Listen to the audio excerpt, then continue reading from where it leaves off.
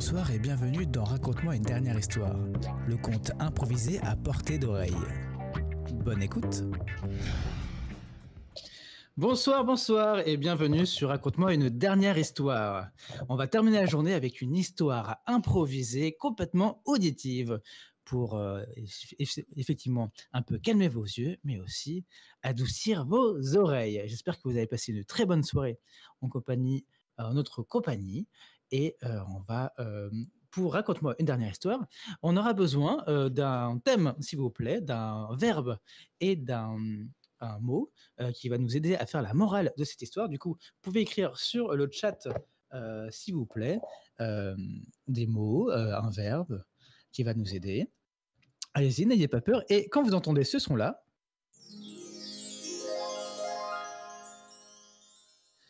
eh bien, vous pourrez du coup aussi réagir à l'improvisation en mettant des verbes, des mots, toujours pour nous aider, nous, comédiens, à faire l'improvisation. N'hésitez pas du coup à encore écrire des petits mots.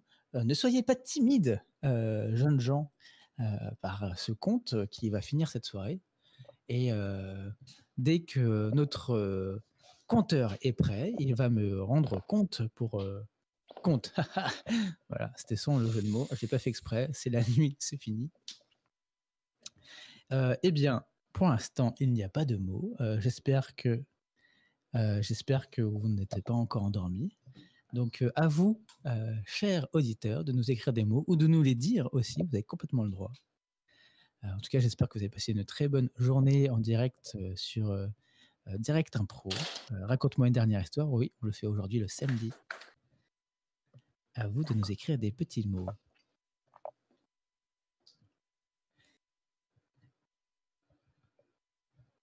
Eh bien, il n'y a toujours pas de mots. Ben, on va choisir des mots, nous, au hasard.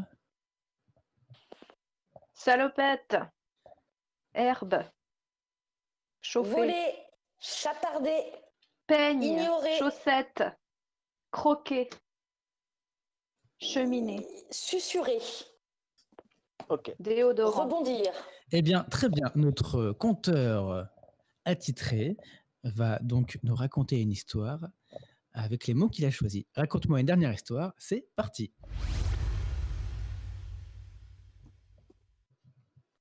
Bonsoir, la morale de ce soir sera: les chaussettes ne se chapardent jamais par paire. Chapitre 1.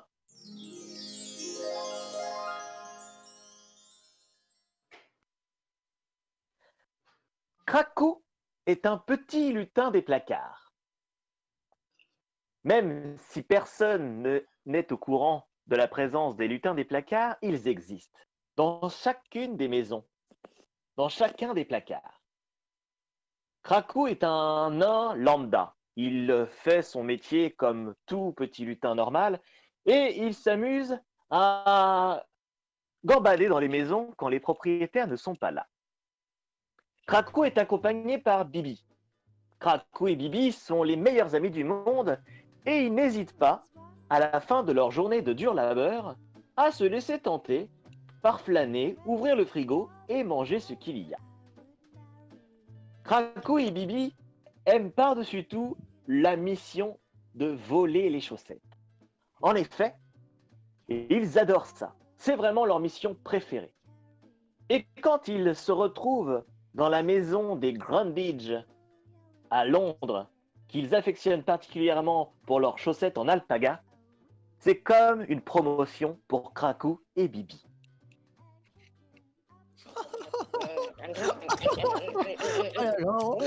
Oui, c'est tout beau, c'est tout beau. Non, je me régale. Dis donc, Cracou, regarde par là. Bibi, Bibi. Regarde dans le tiroir de la commode ce que j'ai trouvé. Qu'est-ce que t'as trouvé, Bibi? Arrête, t'en perds ton chapeau, mon Cracou. Toute une paire, une montagne, que dis-je? Que des chaussettes de ski, les meilleures. Ah là, tes chaussettes de ski. Tu penses vraiment? Ça va être trop bien. On va avoir des petites couvertures pour nous. Oh là là là là là là là là là là. Mon ventre en gargouille déjà d'appétit. Oh, j'adore. Moi, j'adore quand c'est comme ça, quand c'est tout mou, quand c'est tout croquignou. Et tu sais quoi? Et en plus, pour l'instant, ils nous ont même pas vus ici. Et ils nous voient ils nous voient pas du tout quand on parle plein de trucs. Et tu sais quoi, Bibi? Bibi, je suis trop content d'être ton ami. Parce qu'en fait, avec toi, on fait tous les meilleurs coups possibles. Et puis, en plus, t'es trop mignonne. Oh, oui, merci Cracou, mais c'est quand même toi qui as réussi à ouvrir la porte de derrière, hein. T'es tellement malicieux, tu connais tous les coups. J'ai jamais vu quelqu'un comme toi rentrer dans les maisons comme ça avec aussi de facilité. Cracou et Bibi avaient du pain sur la planche. Ils avaient une énorme liste. Tous les jours, ils étaient obligés de s'acquitter de plusieurs tâches. C'est eux qui mélangent les vis dans notre garde-vis. C'est eux qui nous planquent le tournevis de 18. C'est eux qui nous mélangent et qui nous mettent les plats qui périment au bout du frigidaire. C'est eux aussi qui se permettent de laisser entrouvrir une fenêtre afin de laisser passer les fourmis la nuit. Bref, ce sont les lutins qui nous pourrissent la vie. Regarde Cracou, cette chaussette, je vais la mettre ici, dans le fin fond du lave-linge. Ils vont jamais la retrouver. Et regarde, j'ai trouvé les clés. Tu sais, c'est les clés de leur voiture. Et bah ça, je vais le mettre derrière la commode. Comme ça, ils vont jamais les retrouver. Oh, attends, j'ai mieux. Et regarde le seuil là. Tiens, si on enlevait la petite vis là, comme ça, hop, quand ils mettent leurs pieds, paf, entre les doigts de pied, et ça fait mal. C'est génial. Moi, j'ai piqué tous les cotons-tiges. J'en ai laissé qu'un seul. Mais les cotons-tiges pour tes grandes oreilles. Mais oui, j'ai fait le ménage. J'ai enlevé plein de cérubelles. Regarde comme ils sont moches. Oh, et bah tu sais quoi? Mets-les à côté de l'oreiller. Comme ça, en fait, Madame Frambige, elle va croire que c'est le mari qui a fait ça et elle va l'engueuler. Moi, j'aime bien les Anglais. Regarde ce que j'ai trouvé. J'ai trouvé la marmite. C'est dégueulasse la marmite. C'est pas bon. Là. J'ai remplacé. J'ai mis la marmite dans le vrai pot de confiture. Oh, Bibi, toi, t'es vraiment trop forte pour ça. Tu fais vraiment À les pires coups. partir de 18h33 exactement, Cracou et Bibi devaient se rendre dans la cave, passer par un petit trou et rejoindre le pays des lutins dans un placard nommé Placard Lutte. Placard Lutte était le pays des lutins et c'est là qu'ils devaient rendre tous les jours leur compte à Chef Pacou qui était le chef des lutins malicieux. Très bien, bravo. C'était pas suffisant. Moi, je trouvais que l'histoire de la courte échelle était vraiment pas assez aboutie. À mon avis, la prochaine fois, il faudrait creuser un trou sous l'échelle, comme ça, elle est bancale. Allez, au suivant. Bonjour, maître Pacou. Bonjour. Alors, quoi de neuf aujourd'hui? Eh ben, aujourd'hui, on a Bibi, en fait, elle a mis de la Vegemite dans le pot de confiture. Oh, Ça va, un tour culinaire. Ça faisait longtemps que j'avais pas entendu parler d'un trou culinaire. D'un tour. Oh, pardon, je me perds dans mes mots.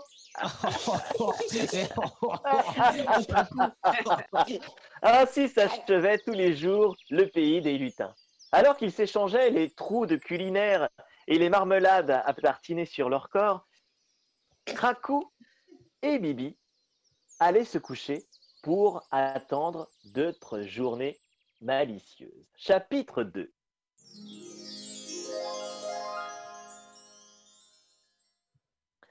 La valise pleine de chaussettes. C'est un jour normal. Cracou et Bibi se réveillent ensemble et prennent leurs petites mains pour aller travailler. Ils choisissent de s'habiller tous les deux en jaune. Ils aiment le jaune et cela passe partout. Après avoir monté le trou de placard lutte pour se rendre dans la cave avant de rentrés dans la chambre des Gambridge, Krackou et Bibi tombèrent nez à nez sur un os. Enfin un os. Surtout un os plein de bave, et derrière cet os, un chien qui le regardait manifestement intrigué. Bibi, Oui, Krackou. il y a un truc qui me coule sur l'épaule. Et je crois que c'est le Doberman de la famille Gambridge.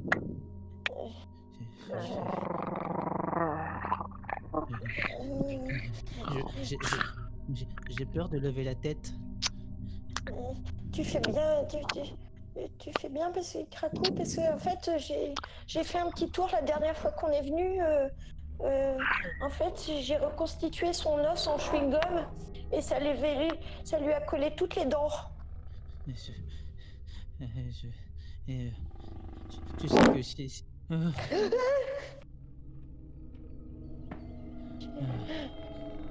Krackou, il faut que je te dise quelque chose. Oui, Bibi. Si un jour tu pars au royaume des cieux, je pourrais pas vivre sans toi.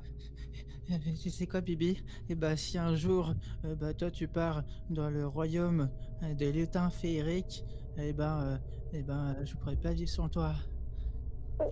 Le chien était féroce, il montrait des babines et s'approchait dangereusement de Krackou et Bibi. C'est alors que Krackou et Bibi se sauvèrent, détalèrent comme un seul petit lutin et se retrouvèrent coincés dans le frigo.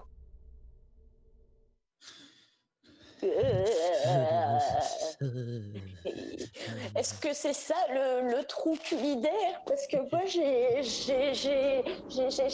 souvenir d'un trou qui était beaucoup plus chaud que ça, Krackou. Je sais pas. Je crois que c'est ce qu'on appelle le trou normand. Je suis jamais allée en Normandie, mais je peux bien te croire. Et regarde là-bas, et il y a un œuf. Et si tu faisais un petit trou avec la pointe de ton chapeau, et comme ça il se viderait. Ah bah non, vous me touchez pas, vous. Ah non, je suis pas d'accord. Ah non. Non. Moi je suis un œuf et je sers qu'à nourrir les êtres humains. Voilà. Je suis un peu frustrée parce que j'ai pas été entièrement fécondée. Alors, il faut que ma fonction serve au moins à quelque chose. Donc si c'est pour vous amuser, je suis absolument pas d'accord. Donc non. Dégagez. Krackou et les Bibi étaient hallucinés. Ils regardaient autour d'eux et il n'y avait pas que l'œuf qui les regardait d'un air hautain. La brique de lait faisait ainsi que le beurre qui leur refaisait c'est pas des manières, mais aussi tout un régiment de carottes qui s'apprêtait à les foutre dehors. Bah dégagez, franchement, vous êtes vraiment trop moche. Bah ouais. Franchement, vous avez rien à faire. C'est quoi? Vous êtes ni un aliment, ni un animal. Qu'est-ce que vous êtes? Franchement, vous n'avez pas votre place ici. Hein. Dégagez. Pas du tout. Dégagez. Regarde le petit gros. Regarde le petit gros, marmotte. Allez, beurre les biscottes ailleurs. Krackou. Oui. Qu'est-ce que c'est que ça? Mais qu'est-ce qu'on va faire? T'as vu comment ils viennent tous sur nous? J'ai peur, Bibi. Suis-moi, Krackou. On va descendre par ce filet de saucisson. C'est une peau de saucisson. Glissons là-dessus. D'accord. Mais Et bien Bibi, sûr, toujours pas je la suis un saucisse. gros saucisson. Moi, contrairement à tous ces autres aliments sains, je suis complètement dans le partage. Vous comprenez? Moi, vous me prenez avec un bon verre de vin et un bon morceau de pain. Forcément, on passe un bon moment. Merci, monsieur. Allez, une petite glissade. Hop là.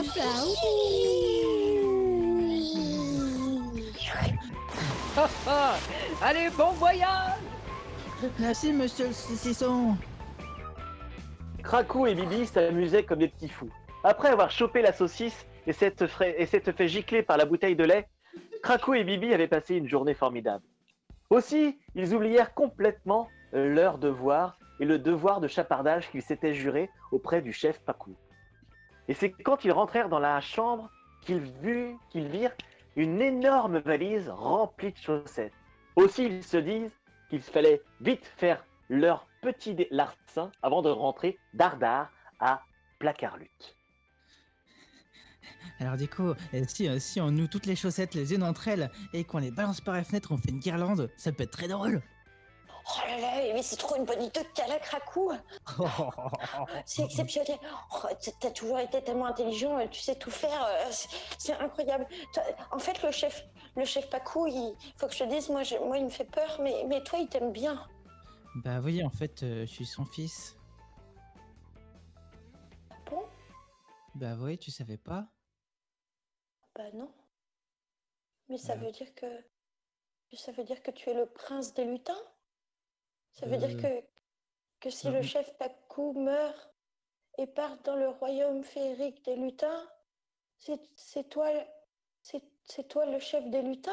Mais moi, j'ai pas envie, moi, en fait. C'est trop de responsabilités. Moi, j'ai envie de jouer toujours avec toi, Bibi.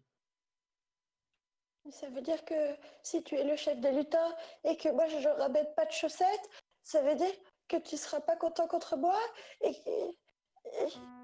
tu pourras pas échapper à ton destin, Kracou, parce que s'il meurt, qui sera le chef des lutins alors? Mais je sais pas. J'ai pas envie que ce soit Chipolata. Oh, Chipolata, non. Ah non, non, non. Ah, pas Chipolata, hein. Chipolata, il coupe tous les chapeaux des lutins. Si on ramène pas de chaussettes, choup, la pointe du chapeau, elle tombe. Moi, j'ai pas envie de perdre la pointe de mon chapeau. Mais tu sais que...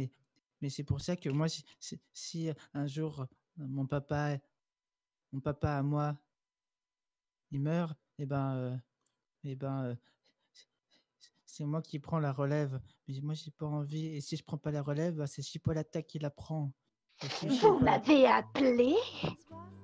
Bonsoir, c'est Chipo.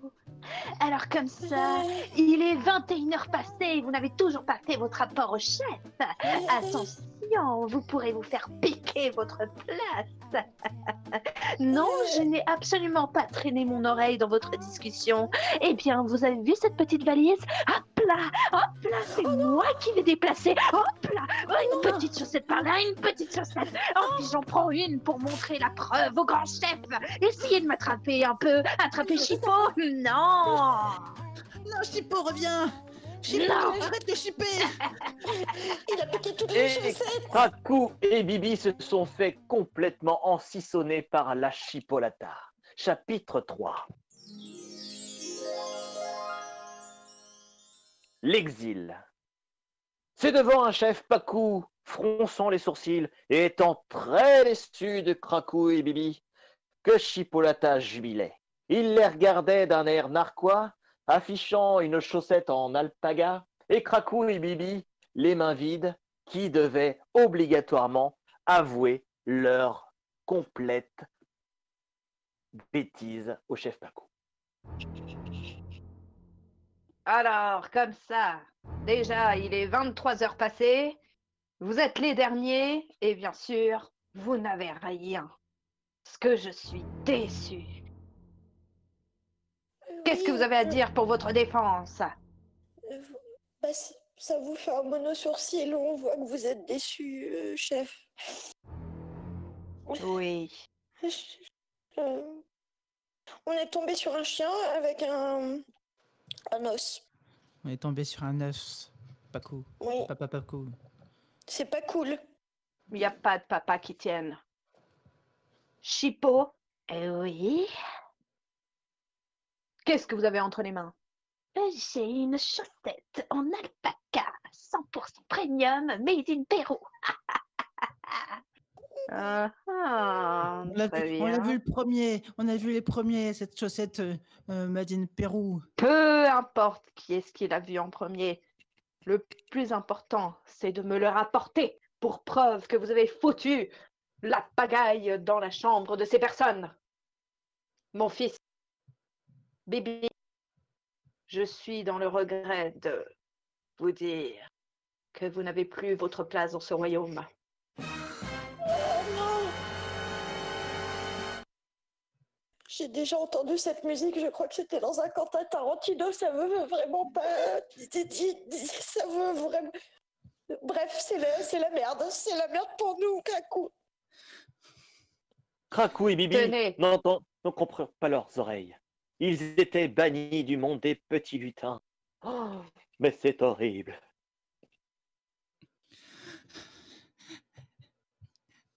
Regarde, Bibi. Regarde, c'est notre monde qui est derrière nous. Ils ne veulent même plus de nous, on peut même plus y rentrer. Regarde, dès que je passe la main, la barrière nous rejette. Dégage! Regarde, C'est la les faute de- chipots. Les chipots, regarde. Il nous fait des gestes malsains de l'autre côté. Oui, il nous montre un doigt, et ça, c'est pas cool. J'aime pas quand il monte l'index. Non, ça c'est bien. Il porte bien son nom, hein, Chipolata, hein, de toute façon. Dehors, dehors, dehors,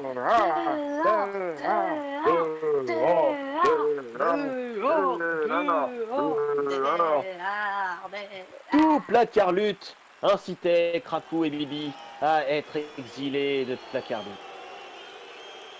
C'était une véritable boucherie et Krakou et Bibi prenèrent leurs petits chapeaux et s'en allèrent, la queue entre les jambes, l'air penaud. Et c'est une fois dans la maison des Cambridge, leur lieu de sortie, qu'ils comprirent que le monde était vaste et grand et qu'ils ne savaient pas du tout où aller. Allaient-ils retourner dans le frigo? Ils ne savaient pas. Ils errèrent un petit peu dans le vestibule avant de tomber en disgrâce dans les toilettes et de trouver leur courage à deux mains en traversant le jardin. Oh là là.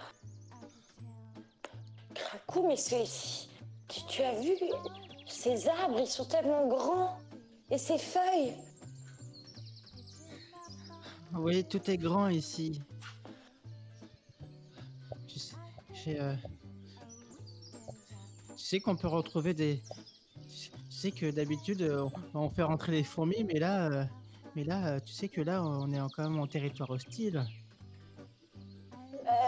Ici ou dans le royaume des nains, de toute façon, c'est la mort. Autant aller. Et je connais un petit endroit. J'ai vu un jour sur une carte postale des Cambridge. Ça s'appelle les Bahamas. Tu Les crois bananas? que c'est loin? Les bananas. Oui, les bananas. Oui, t'as raison, c'est les bananas. Tu crois que c'est loin? Je sais pas. Je sais pas où c'est. Peut-être que c'est pas loin. Je sais pas. Attends, va demander à ce travail. Va demander à cette fourmi là-bas. Travail. C'est cool de travailler. J'adore travailler pour ma famille. C'est trop bien. Ouais. Et travail. Excusez-moi, madame la fourmi. Oui. Hein? Quoi? Travail. Hein? Oui. Oui, je veux bien vous écouter, mais je dois garder mon rythme, vous savez, parce qu'il y a tout un réseau à suivre. Voilà, merci. Oui, bonjour. On cherche les bananas. Est-ce que vous pourriez nous indiquer la route des bananas, s'il vous plaît? Ah oui, bien sûr. Alors, oui. Alors, attendez, voilà. Oh, une feuille. Hein? Oh, du sel. Oh, un bout de miette de pain. Oh là là. Ouh, que de choix. Bon, je vais quand même prendre le pain. Ah, je prends le pain.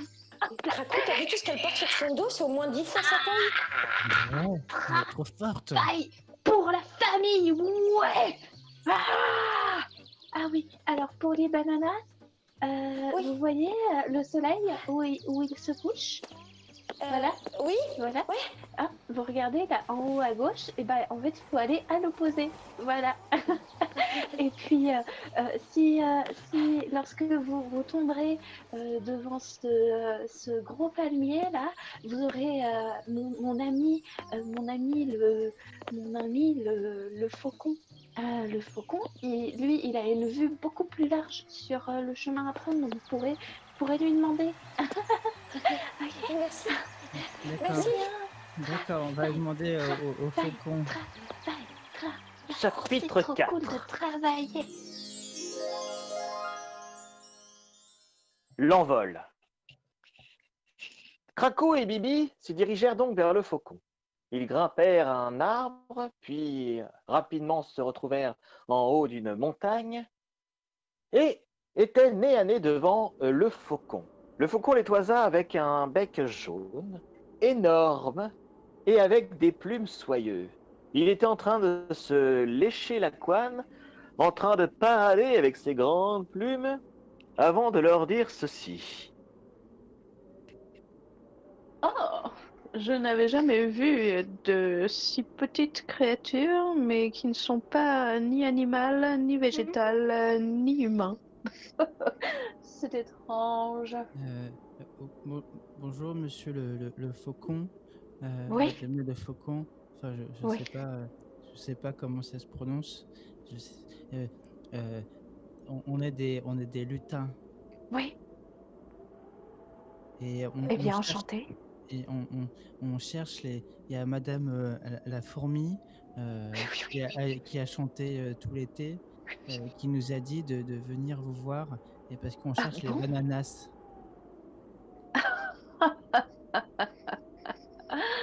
Vous savez, vous avez énormément de chance. Car il est temps pour moi, justement, de m'envoler jusqu'aux bananas. Parce qu'en ce moment, c'est là que débutera les saisons des amours. Vous comprenez? Je dois aller rejoindre Ricardo, un albatros tellement musclé. Krakou. Elle m'a l'air un petit peu en chaleur, non? Cette fausse conne. Je sais pas comment on dit au féminin. Je sais pas du tout. Et Tout est vrai en moi. Eh bien, vous voulez saisir la perche au vol? Oui, je pense qu'on on peut vous faire confiance, Madame Wilbur. Et la faucon saisit ça, Krakou et Bibi s'envola de recherche. Et dans les cieux, l'air battait les petits visages de Krakou et Bibi.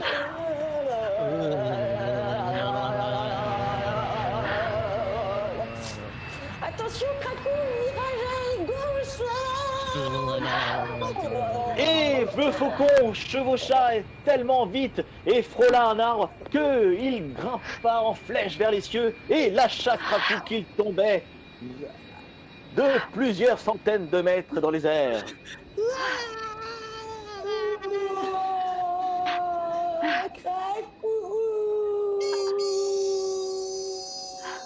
Le faucon plongea. J'arrive, vous inquiétez pas.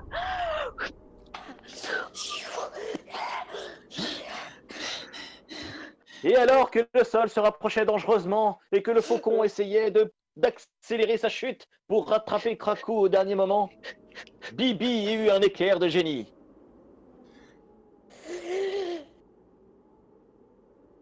Oui, il resta tellement bouche bée qu'il ralentit la chute du faucon et qui attrapa directement Krakou. Et ainsi chutèrent tous les trois sur la plage d'une plage abandonnée.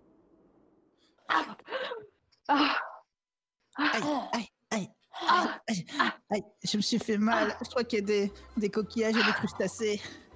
Attention, il y a aussi des crabes. Krakou, t'as du sable qui est imprimé sur tout ton visage. Ah. On dirait que tu as des boutons. Attends, j'essaie de les enlever, Bibi. Aïe, ça me fait mal. Madame Villepur, Et ils étaient rapidement entourés de plusieurs crabes qui tournaient et dansaient autour d'eux en rond.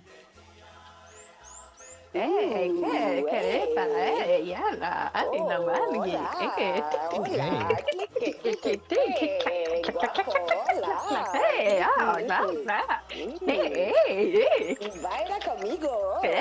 Chapitre 5. Bananas. Kracou, Bibi et la Fauconne se retrouvaient sur Bananas. Ils étaient entourés de tous les autochtones, des crabes dorés qui riaient et chantaient toute la journée. Aussi, ils ne faisaient rien. Ils aimaient glander au soleil et améliorer leurs relations entre eux. Voilà, sí. Passe-moi de la crème solaire. Tenez, bon, voici Merci. voici la crème solaire. Bon, finalement, Merci c'est peut-être beaucoup. pas une mauvaise chose que j'ai chuté sur cette plage. Au moins, j'aurais un peu l'air bronzée pour rejoindre Ricard dans cet albatros tellement estlé. Est-ce que vous voulez un petit morito, un mojito, algo así, una bebenta a disfrutar? Moi, Ils j'avoue. sont vraiment accueillants, ces crabes. J'adore. C'est normal qu'ils ont des pinces d'or. Je sais pas, Kracou, c'est trop bizarre, regarde. Mais qu'est-ce qu'ils font? Ils ramassent même pas de chaussettes, en fait, je comprends pas ce monde. Non, mais c'est tout doré et ils ont l'air de faire la fête. Et Si, a bailar, si, un petit Hey, clac, clac, clac, clac, clac, clac, clac. reggaeton. Caliente, Si. je pense que si Madame la Fauconne se plaît ici, c'est-à-dire que bah, nous aussi, peut-être qu'on pourrait s'y plaire ici, même si ça a l'air tout bizarre. Mais s'il n'y a pas à travailler, moi je signe. Regarde, ils sont en train de se partir dans la mer là. Ils ont même pas mis le maillot de bain. C'était le paradis. Kracou et Bibi et la Fauconne pensaient avoir trouvé quelque chose de merveilleux. Mais la Fauconne était persuadée que s'ils étaient arrivés jusque-là aussi facilement, il y avait forcément un monde encore plus génial, encore plus... Aussi, elles proposèrent de continuer leur périple pour avoir encore mieux. Vous êtes sûre, Oui, Madame écoutez, Wilbur oui, que- bien sûr, parce qu'il n'y a absolument aucun membre de la famille des oiseaux ici, donc je ne peux pas, vous comprenez? Je ne peux pas. Alors, c'est bon, je me mets en position, mettez-vous sur mon dos, ce sera beaucoup plus stable. Vous Ok. avez déjà fait le voyage une fois, vous pouvez le faire une autre fois. Bien. D'accord. Bah, de toute façon, nous, on sait pas trop où aller. Et puis, si vous nous dites qu'il y a un meilleur endroit, Attends, Kracou, parce qu'avant de monter, je voudrais je voudrais t'enrubanner dans cet élastique pour que tu tombes pas une deuxième fois, parce que tu m'as vraiment fait peur la première fois. oui, t'as raison, Bibi. Heureusement que t'es là, Bibi. Et ils montèrent sur la Fauconne qui démarra à nouveau dans les cieux. Veuillez attacher vos plumes autour de votre taille. Le voyage est imminent. Ricardo, j'arrive!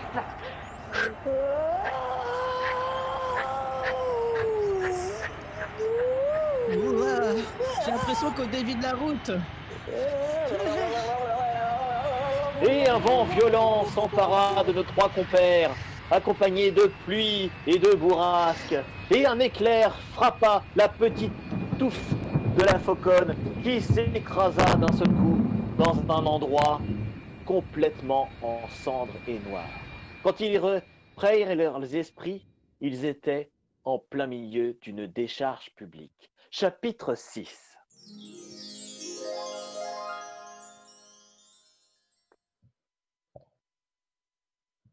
Il ne faut jamais aller trop loin. Quand ils reprirent leurs esprits, ils virent autour d'eux que désolation et déchetterie. Ils étaient déçus, certes, mais ils ne comprenaient pas pourquoi ils avaient tourné le dos au paradis des bananas.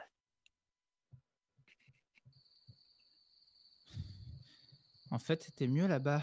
Là, là j'ai l'impression que c'est comme si il y avait des petits yeux qui me regardaient un peu partout. Regarde, on voit juste des paires d'yeux qui apparaissent. Regarde. 2, 4, 6, 8, 10, 12, Oh Dieu. 14, 16, 20, 22. J'ai Je peur, peux plus Bibi. compter. Non, J'ai peur, Cracou. regarde, regarde cette trogne, cette pomme. Il n'y a plus que la trogne. Enfin, Cracou, juste parce qu'on est sur le point de mourir, dis-moi ce que t'as fait à ton père pour qu'il te chasse du paradis des nains et du royaume des nains, des lutins. Pourquoi Qu'est-ce que tu lui as fait? On n'aurait jamais dû être là. On aurait dû au mieux rester chez les lutins. Et au moins mieux, peut-être être au bananas. je sais pas, j'ai fait que des mauvaises décisions. À chaque fois, je ramenais toujours des. En fait, j'ai pas voulu prendre sa suite et je crois qu'il m'en veut. Parce que moi, je crois plutôt que c'est qu'un jour tu... Mon Dieu, regarde tous ces yeux autour de nous. Cling, cling, cling, cling, cling, cling, cling, cling, cling, cling. Et des dizaines et des dizaines d'aliments jetés au rebut, de rats, de chats, approchèrent des petits lutins. Clopin, clopant.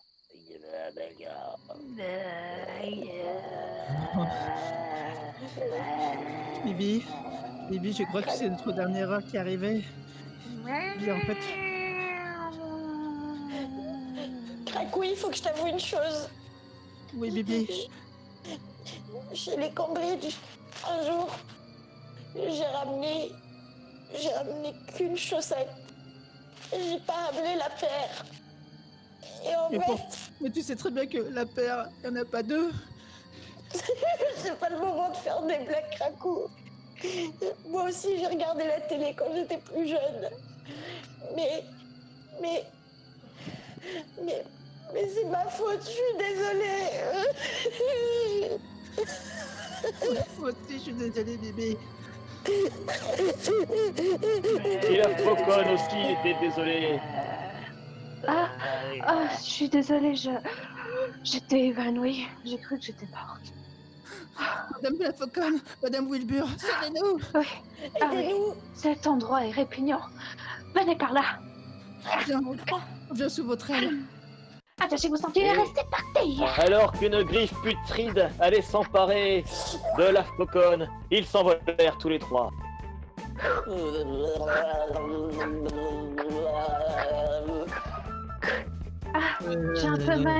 J'ai un peu mal à mon aile droite.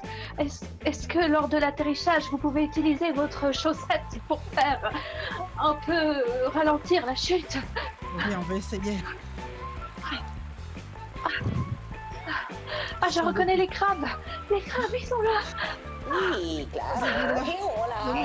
Par ici. Clac, clac, clac, clac, clac, clac. Par là. Clac, clac, clac. Venez là. Regardez, ils se sont tous mis en ligne. Et avec leurs pinces dorées, c'est comme s'ils nous faisaient une piste d'atterrissage. C'est super. Ok. Voilà. Sortez la chaussette. Et ils atterrirent au milieu du stable chaud et des crabes aux pinces d'or. Et Bibi avait sorti sa chaussette pour ralentir la chute. Mais Cracou reconnut la chaussette. Il sortit lui aussi une même paire de chaussettes. Ils avaient volé les mêmes chaussettes d'une seule et même paire. Ils comprenaient maintenant pourquoi ils avaient été exilés. Mais c'est toi qui l'avais depuis tout ce temps, Cracou? Bah oui. Bah oui, en fait, c'était un peu mon trésor. Pourquoi tu l'as pas dit plus tôt? Parce que Parce que en fait, je pensais je pensais qu'on allait jamais trouver l'autre, et du coup, en fait, je l'ai gardé avec moi. Moi, je pensais que l'autre, elle était restée dans le lave-linge. Maman, le sable il est beaucoup trop chaud. J'ai mal aux pieds. J'ai mal aux pieds. Et va tu padre. Oh, il y a des crabes en plus. Oh, c'est pas cool d'être une petite fille au milieu de la plage. Oh, mais c'est quoi ces chaussettes? Ah, je vais mettre les chaussettes comme ça, j'aurai pas les pieds qui brûlent. Ouais! En plus, elles sont trop belles. 1, 2. Ah, c'est agréable. Regarde, Bibi. Pour une fois, on a fait sourire une humaine. Et Kracou et Bibi comprirent que c'était ça le bonheur. Plutôt que de chaparder une seule chaussette sur la paire, le fait d'avoir transgressé les règles et d'avoir chapardé les 2 chaussettes, cela a accompli un miracle. Et aussi, ils avaient compris que s'ils n'avaient pas cherché en vain le bonheur ailleurs, ils seraient restés sur Bananas depuis le début. Alors que la Fauconne batifolait avec Ricardo qu'elle venait de retrouver en fond, je peux vous dire que la moralité de cette histoire est que les chaussettes ne se chapardent jamais par paire.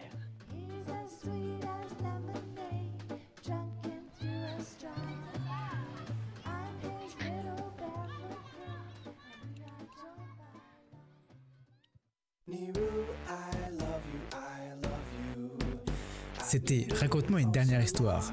Merci encore à tous de l'avoir écouté. On se retrouve très vite. D'ici là, passez une très bonne nuit.